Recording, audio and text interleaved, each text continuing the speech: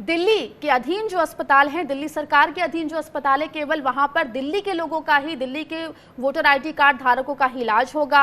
बड़े निजी अस्पतालों में जो है सभी का इलाज होगा। केंद्र सरकार के अस्पतालों में सबका इलाज होगा, लेकिन जो अस्पताल दिल्ली सरकार के अधीन आते हैं वो अस्पताल रिजर्व कर दिए गए हैं केवल उन लोगों के लिए जो दिल्ली के हैं, दिल्ली के रहवासी हैं, जिनके पास दिल्ली का वोटर आईडी कार्ड है। आपको बता दें कि कोरोना संकट के चलते लगातार दिल्ली सरकार, दिल्ली की केजरीवाल सरकार सवालों के घेरे में है, चाहे वो बेड्स की अवेलेबिलिटी को लेकर हो या फिर कोरोना के इलाज में जो भी कमी बरती जा रही है उसको लेकर। और अब दिल्ली सरकार का ये फैसला आया है जिसके मुताबिक दिल्ली के अधीन आने वाले अस्पतालों में केवल दिल्ली वालों का ही इलाज होगा, बाकी लोगों का इलाज उन अस्पतालों में होगा जो केंद्र सरकार के अधीन आते हैं। यानी कि जो लोग यहाँ पर पहले से रह रहे हैं, नौकरी कर रहे हैं या पढ़ने आए हैं, उनका इलाज अब दिल्ली सरकार के अस्पतालों में नहीं हो पाएगा। या फिर वो लोग जो बाहर से दिल्ली में इलाज की दरकार लेकर आते हैं, उन लोगों का इलाज भी दिल्ली के अस्पतालों में नहीं हो पाएगा। हमारे संवाददाता गोपाल कृष्ण लगातार हमारे साथ बने हुए हैं। गोपाल, क्योंकि ये फैसला आ चुका है, कब तक ये फैसला लागू हो जाएगा, या फिर इस बीच कोर्ट इंटरवीन करेगा या फिर कोर्ट भी वेट करेगा कि कोई आके पिटीशन दायर करे? देखिए, कोर्ट इंतजार करेगा कि कोई पिटीशन आकर के दायर करें, उसके बाद हम इस पर कार्रवाई करें, क्योंकि ये सीधे सीधे अदालतों के आदेश का उल्लंघन का मामला बनता है, अवमानना का मामला बनता है। अगर कोर्ट चाहे तो ये दिल्ली सरकार के खिलाफ स्वतः संज्ञान लेकर के इस मामले में कंटेम्प्ट नोटिस जारी करके जवाब मांग सकता है, पूछ सकता है।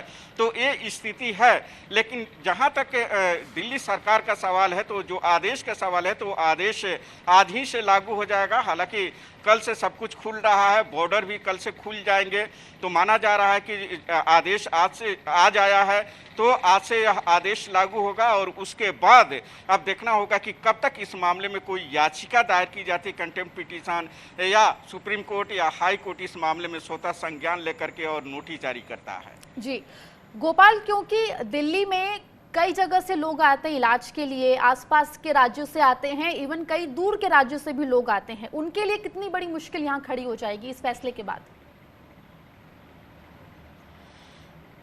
देखिए आकांक्षा, बहुत बड़ी मुश्किल खड़ी होगी, क्योंकि एक और जहां आप बात करते हैं कि सबके जो है उनको इलाज मिलना चाहिए, हाई कोर्ट बोल चुका है, सुप्रीम कोर्ट बोल चुका है कि अगर किसी का एक्सीडेंट होता है या कोई बीमार होता है, जो नज़दीक के अस्पताल है वहां पर भर्ती कराया जाएगा, और वहां के जो अस्पताल है वो इलाज करने से मना नहीं कर सकते हैं।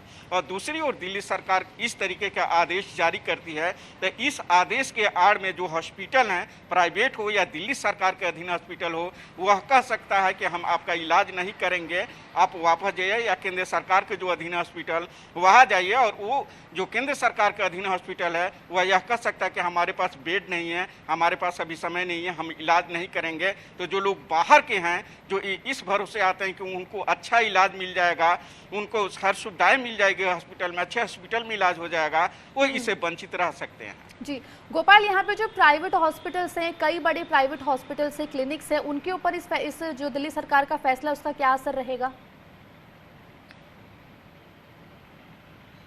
देखिए, जो दिल्ली सरकार के द्वारा जो लीज पर दी गई जमीन है, उस जमीन पर अगर हॉस्पिटल बना है या दिल्ली सरकार के किसी रूप में कोई उन्हें रियायत मिली है, तो उस हॉस्पिटल पर भी यह नियम लागू होगा। लेकिन अगर वो बिल्कुल प्राइवेट है, दिल्ली सरकार से कोई लेना देना नहीं है, जमीन पर नहीं है, लीज पर नहीं है, तो फिर उस अस्पताल पर इसका असर नहीं होगा।